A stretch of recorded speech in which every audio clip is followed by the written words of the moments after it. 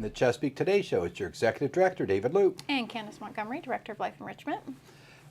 Candace, last week we bridged the beginning of leprechaun season. Yes, we did. I know. So, we're, upon now the whole cusp of St. Patrick's Day, and that will pass by the time we've seen this. Right. But so how did that search go? It went well. I think team members might have gotten more into it than residents did. I heard more chatter with team members, but there was residents that said, hell, I found, the golden nuggets or coins, because those were the two things that were hidden. And it was funny to see when I had walked in that morning, because I had a little helper hide the night before, a special leprechaun. And some of them were more obvious places, and some you really had to be looking for it, kind of dig a little bit more. But it's fun. I think everyone just gets into it and makes everybody feel like a kid again, and something to do. What fun. Yeah. And I may have mentioned that right around that time when the leprechaun was going out, I want to say we had a rain activity that day. And I remember driving home and seeing a rainbow. And it was so apropos that it's like, here I'm seeing a rainbow. I think maybe it was the next day the leprechaun was doing that, that placing of candy. Oh my gosh. But what fun. So I wonder in the last few days, because it happens often at Easter egg hunt, you find those remnants. There's always that one piece, or does a housekeeper discover it? That's what I was going to say. That's what I think would happen, because some of them were hidden in I think of some of those common lounge areas, whatever the decor is, there might have been like 2 or 3 hidden there. But some were in across from the cafe where the reeds are, the blades of grass. There was some hidden in there. So I don't know. I think a housekeeper may stumble upon some. Luckily, it won't melt or anything. Yeah. So that's looking back, and that was obviously something we had passed. From Ash Wednesday. Obviously, that was wonderful services, and brings us into. Well, we had then the tree stewards. Yes, we did. And a wonderful presentation. Right. And some of you may have seen the beginning of it, or at least an intro during the town hall meeting. They came back, and Carol and the other ladies there, of course, with Marty Grenier, who helped champion this whole thing. Over an hour presentation, probably another 15 minutes of questions. Yeah. And what was really heartwarming for me was the number of residents who are on this year's Buildings and Grounds Committee, chaired by Susan Morris, and just their interest in learning. And to me, what they have now is a wonderful blueprint to help guide us. What do we do to take care of a couple of the diseased trees, some with the mistletoe, and as we heard from the tree stewards, take them down. All right. What are the wonderful trees that we could be adding and replacing, and let the whole Buildings and Grounds group decide where. Okay. And and then also I think create an opportunity for a list of people who want to make a donation, because we're not going to plant all the trees at once.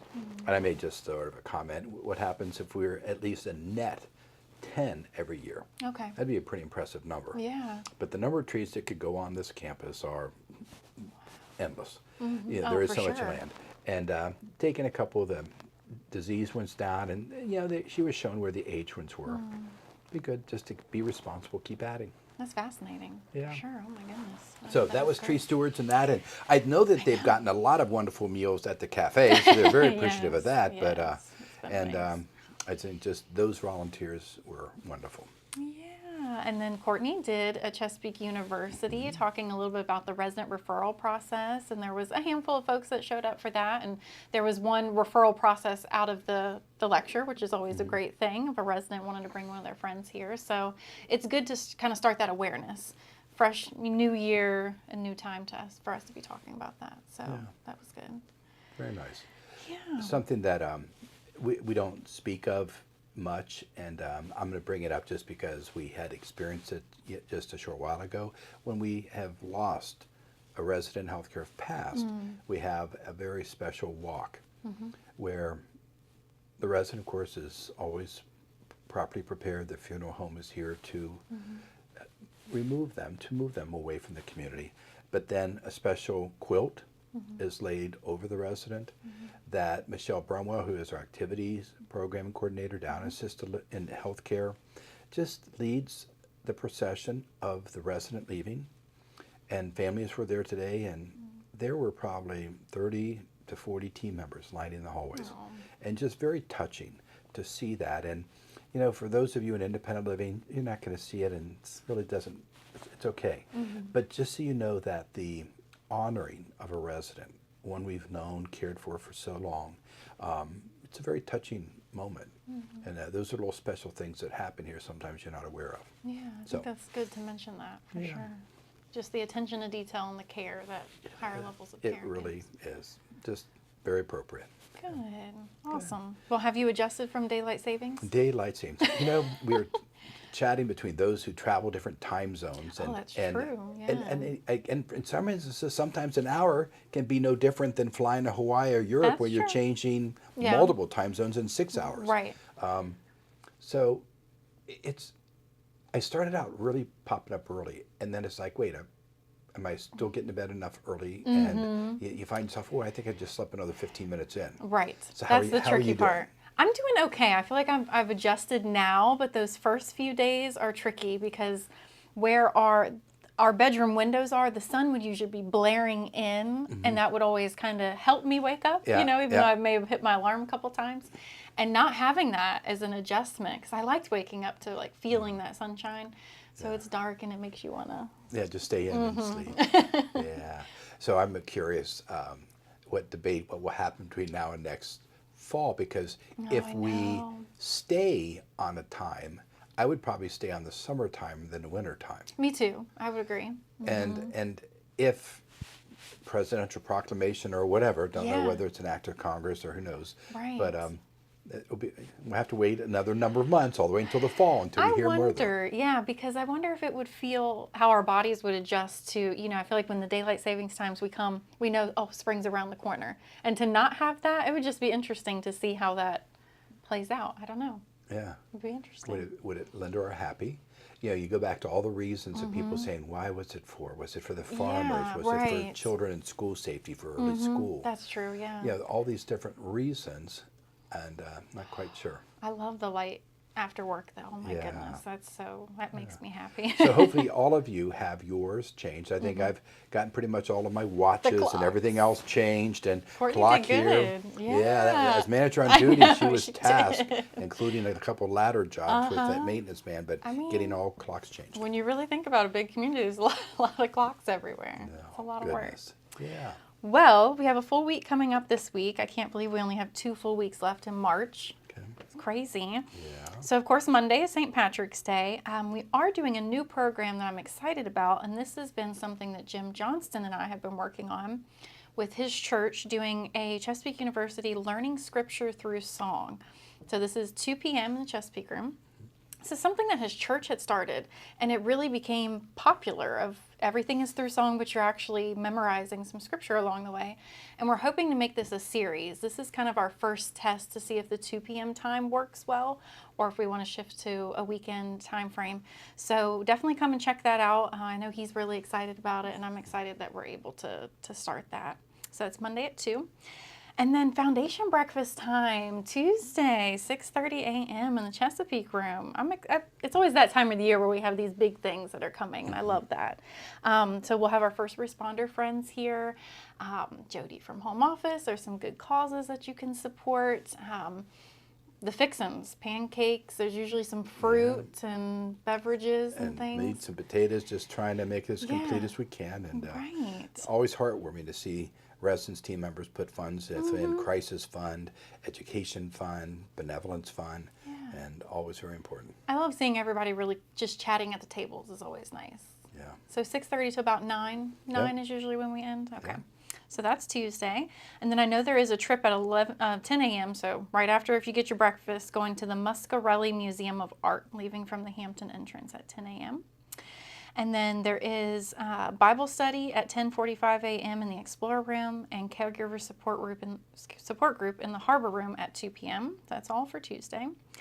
And then Wednesday, I think we're doing something special in the Chesapeake Room. So doing our Chesapeake Today show audience attendance, so a live recording at 2 p.m. with a live audience. So I will say, I'm going to do a plug here. We've got some raffles, so we'll have some door prizes going on for those that can attend. And it's also going to be, let's just say, interactive in a variety of ways. We might have some other team members join us for a certain section, and then resident participation for some things as well. So looking forward to that. And then there is German class at 3 p.m. in the Explorer Room. And then Billy Mitchell will be here that evening at 7 p.m. in the Chesapeake Room. Then on Thursday, we have Rosie's Gaming, which is a monthly. Boy, I tell you what, if we don't have Rosie's on here, Then they'll know it. they're rioting. Yeah, So that's at 11 a.m., leaving from the Hampton entrance. And then Leslie's doing her monthly Chesapeake Living with Leslie, which has been going really well. And that's at 1 p.m. in the Explorer Room. I know this month her focus is going to be on residents getting involved with resident-led activities. I know she has one lady, Miss Millie Demento, that moved in, and she's doing her Bunko group. And Great, we're going to have some great. other residents come and chat about just how they've kind of gotten started with some of their resident-led activities. So that'll be one you don't want to miss. Line dancing is at 3 p.m. in the Chesapeake Room. And then on Friday, I have a new trip here. This one should be interesting, and I didn't realize this was even in Williamsburg. The Wagsters Finding Magic Show, 6:15 p.m., leaving from the Hampton entrance. That's news to me. I don't know if that's a new offering in Williamsburg or what, but that sounds very interesting. And then we have Miss Platzman's decorative painting class at 1:30 p.m. on Saturday. Very cool. So a full week. Very nice. Yeah. It's a great week. Mm-hmm. So I'm going to see if I can piece together a couple of the things from last weekend into this week that will just complement what you have. First that's on my mind is last week, on one moment of time, I sent out a in the loop announcing several things happening between last week and this week. And one of them, relevant to last week, was the arrival of the steel work, the framing for the pavilion. And we were excited, thrilled, everything was going well from the city. They had acknowledged receiving a final SOAR report, and that was positive, expecting building permit. And sort of at the 12th hour, at 5:09 p.m. on a day, we get request of one more significant requirement, a Site 1 engineering plan, which we've committed and given them in the past, Site 2 plans, et cetera, thinking that would be adequate for the building structure going up, but they've made some determination. So the steel framing was delivered not to the site in the Gloucester Commons, but we put it over in the Newport parking lot, just to keep it there safe. Didn't want to kill the extra grass for any extra duration of time, so it just made sense to go there, and it will get moved in time. But we'll keep you posted. But that was just what may be a little setback in getting that started. I'm so sorry, but it's just frustrating. The other thing we communicated, and what's happening this week, is the large HVAC desert air unit being lifted over the roof, in through the roof at the West Point Assisted Living Building. So if you're seeing this after Monday or even Tuesday because of potential rain, it may be done, or it still may be crane being set out there. During the crane lift, we'll keep pedestrians away from that area. Parking will be suspended while the crane's there. And next week, forgive me, this week is pretty much all of the assisted living. Then we move a week away, and we'll be then over in the Newport area in front of it, closing that lot down, lifting the new unit into the Yorktown lot and Yorktown roof. And then the third week out will be Newport. So just to get my sequence right. This week, assisted living. Next week, Yorktown. Third week, Newport. Yes. So those will be just interesting things, and not just pivotal in getting this project done, but also getting those units up and running at 100%, which will impact HVAC, particularly air conditioning through the winter or the summer months. So big projects there, and appreciate your patience and tolerance with maybe moving of cars and other things that Ed and others have asked for. And little fixed and tidings will come out to you, letting you know when you need to make a parking adjustment. Yeah, and by now in your cubbies, you've seen that on the 24th, so next Monday, with the Yorktown project beginning at 1 p.m., we'll have some chairs set up in the Yorktown Overflow parking lot where folks can watch all of the exciting things taking place. So that'd be 24th, or I think Yorktown. Yes. You are correct. Gave me slight heart palpitations. Yeah, you're good on I already Yorktown. printed it. We're going around the circle. It's like, wait a second, Andy and I really You're talked good. about this several You're times. good. You're good. You're good. You've got that. So don't let me confuse it. Well, yeah, it will be fun to see, and It will be. It's interesting. and in getting we called it the 4E external project, really 2024 into this year. Some of you were helping us and guided us into some improvements and changes with the gutters. The new gutters were up, but there are some areas where they had to be repositioned and make sure it was tight. So that works, I think, 100% done. Tuck pointing done. with these 3 big units going in and the roofs being repatched, it's now just down to some fascia boards and some final trim paint. Significant work, but fairly to the end of this project, which is a milestone. So good there. Wow, that's amazing. That feels like that's been going on for some time. Yeah. Yeah. So another thing that Candace, you and I have been championing is getting residents interested in any other memorabilia that we might get for Tides Lounge, my gosh. previously known as the Gathering. So this week, in fact, Tuesday, representative from Mariners Museum is coming here, and we're going to be sizing up all the different spaces and determining what they might be able to offer us. That's So amazing. excited! It's been something I've been working on for some time, and we were able to connect and just said, well, time's right, because we're within a week or two of that room really getting to a final completion. There's still some touch-ups, there's still the flooring going in, but we're getting close. And then furniture will be placed, TV mounted, but we need to get those little niches and boxes filled. So It's gorgeous over there. Oh my any of goodness. you who have, and some of you, I had one person the other day say, well, my son-in-law has a ship model that may be possible. And that's like, great. So ship models, different interesting pieces, nautical. Could be 3-dimensional.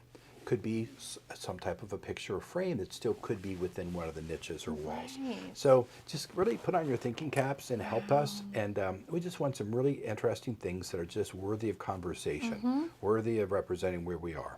It's just So beautiful over there. I love the colors and just the map on the back wall, the fireplace. Oh my goodness. It's rich colors. I love that. and just a space that I think it's as we all get more familiar with these names, and you're hearing us use the word Tides Lounge, and then we're also now using the Horizon Room, which is on the first floor, the Culinary Art Studio.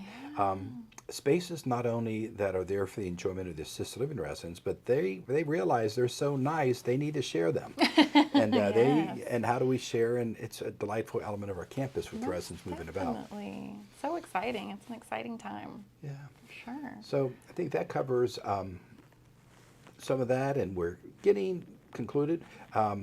This week, we'll be transitioning, and healthcare residents will start dining in the activities room. Oh, yeah. The new hospitality dining room at the end is done, so we can start using that for some of our Medicare residents, et cetera. Amazing. Yeah. And then we have closed off the healthcare dining room so that it's kitchen and renovation of the dining space. So the activities room is busy with both dining for healthcare residents and their activity programming. Yeah. So it's going to take a number of weeks. This is one of the most significant elements of this project. And the good news, all equipment arrived long ago. So we have the equipment, but just getting everything prepped and ready, it's going to be a process. Wow. That's So- awesome. So good news happening with that. And projects continue to, one, amaze me about finally coming together. Some of the hard work and planning went into them because they are delightful. And sometimes, like with the Tides Lounge, it's like, oh yeah, we did select that wallpaper. Right. It's like, we see that wallpaper Oh up my and it's gosh. like, that is good. Yes, Yeah. it does. Like, it's just nice when you can see everything coming together. I'm sure that's really rewarding. Yeah. I know your team also was pleased last week because you've had some real interesting dynamics with the sound system Oh, my and word. things within Chesapeake Room. Lord have we mercy. went, if you look overall, I just think, Candace, we've had, 5+ years of pretty consistent, particularly all the microphones. Right. That's usually the go-to. I know. And we've had a couple hiccups, maybe with the Bluetooth connection, and maybe once in a while we've had to reset it for the projector. Sound has been good, but last year the stars aligned. I guess it was the planets aligning, I don't 7 know. of them I'm 2 weeks like, ago. oh my gosh, if these 2 rooms don't. So am I together. okay? I think by this, speaking of our program right now, we seem to be, other than one more, I think, adjustment with a Bluetooth device or With the something. Explorer Room, With correct. the Explorer Room. Chesapeake Room's pretty much Chesapeake back and Room running. is done. Yeah, now that Knocking on wood, we saying had prayers. the everything replaced that needed to be changed, but then we had that issue with sound, and it was like, oh my gosh, all the troubleshooting that we knew wasn't working. Usually the fixes. So luckily, our partners with Creative were able to come out and fix that before the rabbi had his lecture, so the microphones were able to be utilized. So it's been crazy. So for those who, we had a little challenge with, between, I know the tree stewards and trees, some yeah. others, but, Carol's voice was booming. Residents accepted, just move up to the front row. Mm-hmm. And it, rather than being spread out, we just heard it comfortably. Yeah. So Technology. technology and good, we love it, and glad that we got it fixed. I know, for sure. So, yeah. Anything else? I don't think so. I mean, there's some exciting things happening in April. I know we're doing an Easter tea. I'm just going to kind of do a plug for a few things. Just because we're coming to that time where the connections will be coming out. We're doing an Easter tea and an Easter hat making kind of a few days before that we do the tea. And we're going to be doing some things where also it's flower arranging class, which has been something that residents have been interested in. We have a few other things happening in April as well. We actually have some art instructors now. Oh my Great. goodness, that has been, oh my goodness, it's been like raining art instructors or dry without any art instructors. So Isaiah has been able to foster that connection with CNU art program, which has been great. And it's been fascinating. We have 3 students, 2 for sure. The third one's kind of, we're trying to work out with their schedule. But a lot of them aren't art majors, they're art minors. But philosophy and other things are there. It's just interesting. You would think that it would be, that art is their thing, but it's kind of like, oh, I don't know. Maybe times are changing and jobs are a little harder to get in that area. And then Donna Nicholson, our concierge, she's going to be teaching classes once a week as well. So I'm just really happy to see that space is going to be more utilized. That's so, great. yes. When you mentioned art, it was reminded me last week I had an opportunity to meet with some folks from CNU Ferguson, Yeah. and they shared that I think last Friday a new exhibit started in the Torgler. Ooh, And I okay. wish I could tell you what it was, and I think I remember, but I don't want to be wrong. So I think it's just worthy to find out and explore what is Yeah. up at the Torgler, which has become really the Peninsula Fine Arts Yes, Museum, we've because been there that, a couple which times. did exist beside the Mariner, sort of transitioned and changed, and the CNU, the university, took on that museum element. Yeah. And so Torgler is doing it. Wow, fascinating. So So exciting. A lot of yeah, things that, happening. and then April Earth Day, and Yes, all these Community things. Cleanup Day. Yeah. Oh my goodness. I know there's other things that I'm not thinking of. But we just have so much in front of us. And if you happen to see this on Monday, be sure to get up early Tuesday morning for breakfast. right. 'Cause, Yes.